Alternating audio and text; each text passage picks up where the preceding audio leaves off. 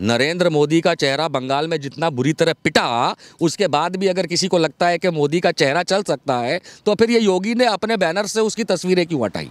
इसका मतलब योगी भी जानता है कि मोदी का चेहरा पिट चुका है।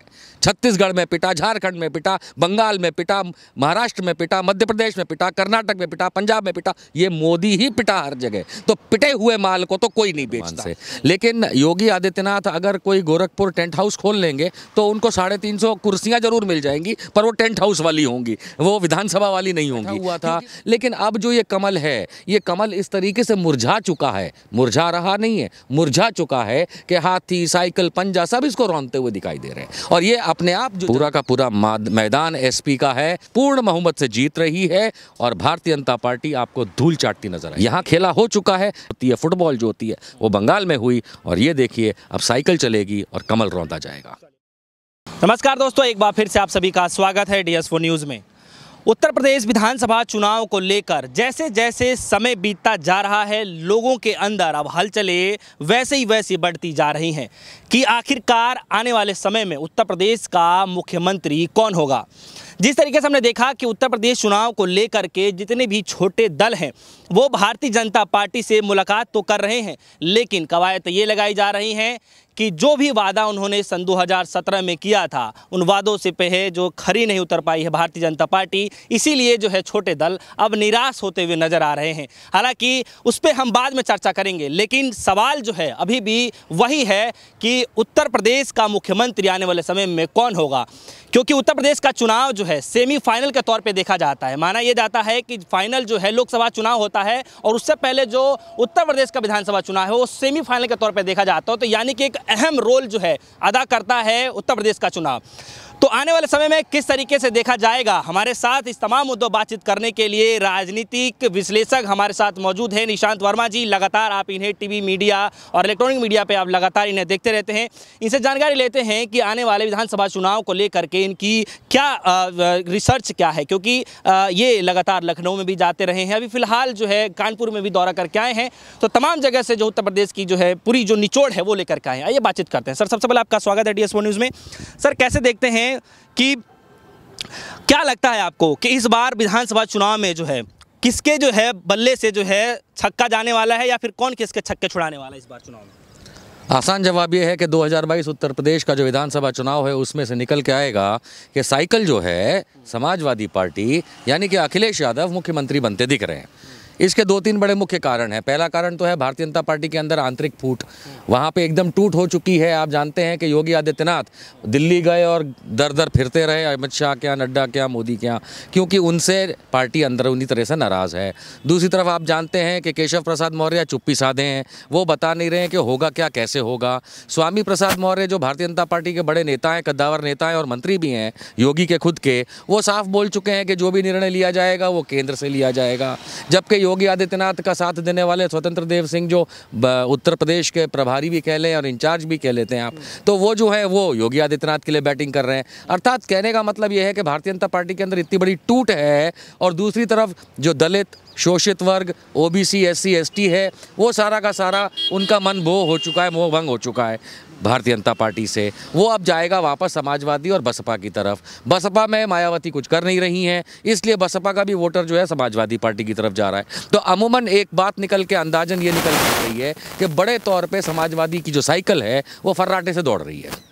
लेकिन सर, सवाल ये है कि भारतीय जनता पार्टी यानी कि BJP के अंदर जो है हलचलें तेज हैं। तमाम उठक पटक के बाद भी जो है इरादा अभी भी मजबूत है सर। 300 से ज़्यादा सीटें जीतने का जो है केशव प्रसाद मौर्य ये कह रहे हैं कि ऐतिहासिक जीत होगा, इरादा मजबूत है सर, कैसे देखते हैं? नहीं, इरादे तो बंगाल में भी बहुत मजबूत थे। बंगाल के इरादों की मजबूती हमने देखी थी, कैसे अमित शाह ने 200 पार कहा था और क्या हुआ था कि नैया डूब गई थी गंगा के अंदर, वहाँ भी गंगा बहती है। तो हम ये सब जानते हैं, इरादे मजबूत होते हैं, इरादों की बातें होती हैं, लेकिन अंततः रिजल्ट निकल के क्या आता है। कर्नाटक में क्या हुआ था, महाराष्ट्र में क्या हुआ, राजस्थान में क्या हुआ, पंजाब में क्या हुआ, छत्तीसगढ़, झारखंड, हर जगह आपने देखा, मध्य प्रदेश, पंजाब, सब जगह क्या हुआ, इनका हाल, बंगाल, तमिलनाडु, केरल। अब मतलब जितना गिनाओ उतना कम है। पूरे भारत में से भाजपा बाहर जाती दिखती है, बाहर जाओ पार्टी बन गई है ये। इसलिए अब जो ये अपने इरादे मजबूत दिखा रहे हैं ये अपनी नाकामियों को छुपाने के लिए, बेरोजगारी, पढ़ाई लिखाई, गरीबी, किसान, इन सब की दुर्दशा कर दी। एक ही राग गाते रहते हैं राम मंदिर और हिंदू धर्म के बारे में, उससे तो अब वोट मिलने से रहा। तो भारतीय जनता पार्टी के अंदर जो हलचल बढ़ गई है, जो आरएसएस के लोग और भारतीय जनता पार्टी के लोग सारा समय लखनऊ के अंदर बैठ के जो गणित लगा रहे हैं, वो करने की आवश्यकता इसीलिए है कि योगी आदित्यनाथ एक बहुत बड़े फेलियर साबित हुए हैं। और जिस तरीके से भाजपा ने कोरोना का काल संभाला, किसानों का साथ संभाला, ये जो भी नहीं संभाला कहा जाएगा, उसके बाद ये भारतीय जनता पार्टी योगी घर जाते हुए दिख रहे हैं। इसलिए हलचल, मारधाड़ सब लगा हुआ है। अच्छा, एक तरफ जो है बीजेपी जो है ये कह रही है कि 300 प्लस यानी कि 350 का आंकड़ा देखा जा रहा है, और एक तरफ जो है माननीय अखिलेश यादव जी है वो ये कह रहे हैं कि 300 सीटें तो हम लेकर के ही आएंगे। जब 350 सीटें वो जीतने का दावा कर चुके हैं तो 300 सीटें कैसे लाएंगे सर अखिलेश यादव? देखिए, अखिलेश यादव कैसे लाएंगे वो तो उत्तर प्रदेश की जनता दिखा देगी मेरे अनुमान से।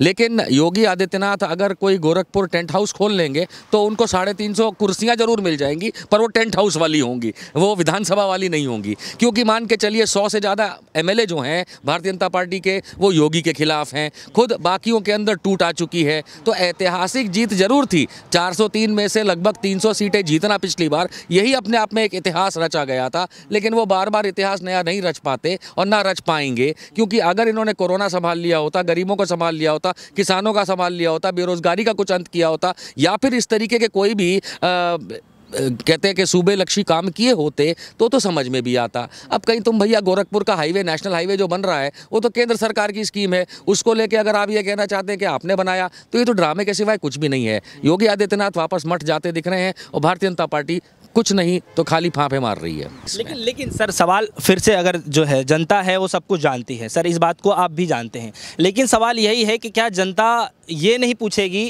कि फिर अगर इतना ही सब कुछ अखिलेश यादव जो है काम कर रहे थे पिछले जब उनकी सरकार रही, और इस बार जो है अगर इतनी बड़ी सौगात लेकर के आने वाले हैं, तो फिर सन 2017 में उनकी साइकिल पंचर क्यों हो गई थी? देखिए, 2017 के अंदर पहली बात तो भारतीय जनता पार्टी में खास करके नरेंद्र मोदी ने प्रधानमंत्री रहते जिस तरीके से सेना का उपयोग किया था, और उसके बाद सेना का नाटक कर करके उन्होंने अपना इलेक्शन कैंपेन चलाया था, और भारतीय जनता पार्टी के जिस तरीके के वादे रहते हैं उनको लुभाने वाले वादे कहा जा सकता है, तो लोग ज़रूर भ्रमित हो जाते हैं। अगर वो भ्रमित का शब्द मैं इसलिए इस्तेमाल कर रहा हूँ कि अगर उसके बाद इन लोगों ने, भारतीय जनता पार्टी ने वादे पूरे किए होते तो फिर ये भ्रमित शब्द का इस्तेमाल ना होता। उदाहरण के तौर पे किसानों का ऋण माफ़ किया जाएगा। हमें याद है कि योगी की सरकार बनते ही स्टेट बैंक ऑफ इंडिया, जो कि देश का सबसे बड़ा बैंक है, उसने साफ कर दिया था कि हम ऋण माफ़ नहीं कर सकते। यानी कि जो चुनावी वादे होते हैं उनमें सबसे ज़्यादा धोखा जो देती है पार्टी, वो भारतीय जनता पार्टी। तो जी, चुनावी तौर पे 2017 में साइकिल पंचर हुई थी,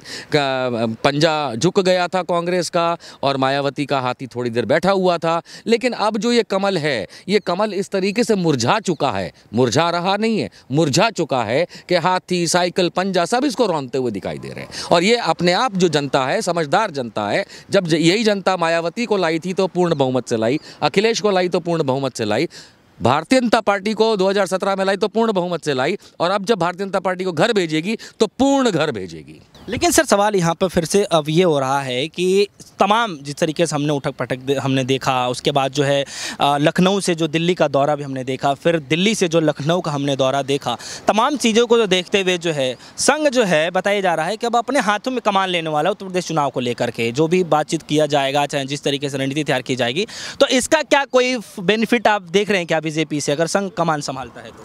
देखिए, संघ अगर, पहली बात तो संघ कोई राजनीतिक पार्टी तो है नहीं, लेकिन अगर संघ अगर कमान संभालता है तो इसका पहला सूचक होता है कि योगी फेल, दूसरा सूचक होता है भाजपा फेल, तीसरा सूचक होता है कि भाजपा में टूट, और चौथा सूचक होता है कि अब तो मोदी भी उत्तर प्रदेश नहीं संभाल सकता। यानी कि अगर पेरेंट बॉडी जिसको कहा जाए, पिता तुल्य इन लोगों का जो आरएसएस है, अगर अब उसको मैदान में आना पड़ता है तो इसमें 4 फेलियर, मोदी, योगी, अमित शाह, नड्डा, भाजपा, सब फेलियर ही हो गए।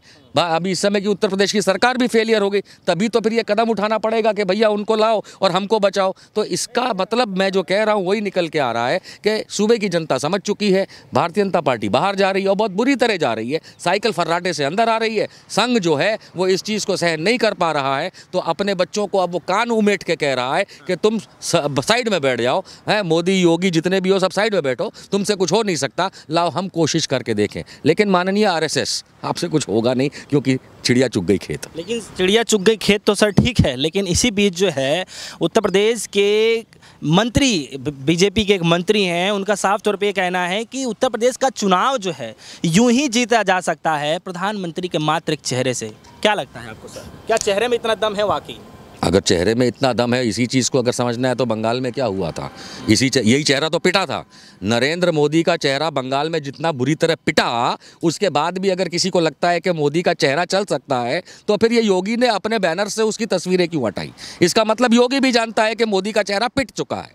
छत्तीसगढ़ में पिटा, झारखंड में पिटा, बंगाल में पिटा, महाराष्ट्र में पिटा, मध्य प्रदेश में पिटा, कर्नाटक में पिटा, पंजाब में पिटा, ये मोदी ही पिटा हर जगह। तो पिटे हुए माल को तो कोई नहीं बेचता, ये एकदम बिकाऊ माल अब नहीं बचा। अब तो सोशल मीडिया तो ठीक, गोदी मीडिया तक इनको नहीं बेच रहा। तो अगर कोई मंत्री संतरी अगर ऐसा भाषण बात कह देता है तो उसका कोई मतलब नहीं, ये तो चाटुकारिता के कारण कहा जाता है। चलिए ठीक है सर, एक आखिरी सवाल के साथ मैं खत्म करना चाहूँगा। सर सवाल ये है कि जिस तरीके से बंगाल में, पश्चिम बंगाल में जो चुनाव हुए उसके बाद देखने को ये मिला कि जिस तरीके से डंका बजाया गया, एक माहौल तैयार किया गया कि टीएमसी के वर्कर के साथ साथ जो बड़े नेता जो हैं बीजेपी में शामिल हो जाते हैं, और कुछ जीत के कुछ ही दिनों के बाद जो है जो भी बीजेपी में कार्यकर्ता हैं चाहे वर्कर्स हैं, वो अब जो है ढोल नगाड़े के साथ जो है मुंडन बाल का करवाते वर्कर जो है वापस भाजपा में शामिल हो जाते हैं। क्या लगता है कि आने वाले समय में यूपी और विधानसभा के अंदर जो उत्तर प्रदेश के अंदर भी ऐसा माहौल बन सकता है? नहीं, मेरे ख्याल से हर प्रांत की कहानी अलग होती है, लेकिन इतना ज़रूर है कि इस समय जिस बात को लेके 2017 में अमित शाह और योगी और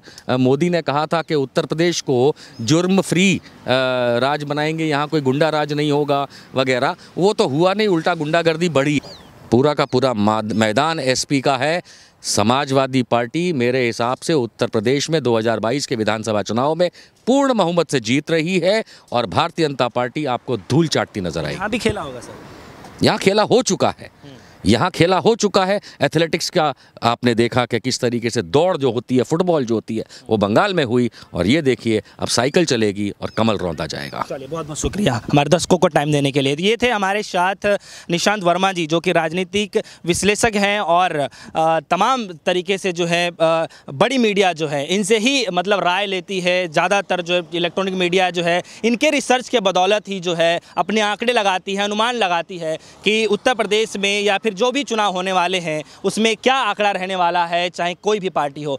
तो तमाम तरीके की जो है खबरें अभी भी लगातार इस तरीके से बनी रहेंगी। उत्तर प्रदेश में आने वाले विधानसभा चुनाव को लेकर के अभी भी अटकलें बार बार लगाई जा रही हैं कि उत्तर प्रदेश में आखिर जो है भारतीय जनता पार्टी की तरफ से जो है वो अहम चेहरा कौन होगा, जिसके बलबूते जो है उत्तर प्रदेश का चुनाव जो है, जिस पे पूरे देश की जो निगाहें लगी हुई हैं, वो कौन आखिर चेहरा होगा जो बीजेपी को जो है इस गड्ढे से निकाल पाएगा। फिलहाल के लिए इतना ही, जुड़ेगा हमारे साथ, देखते रहिए DS4 न्यूज़। धन्यवाद।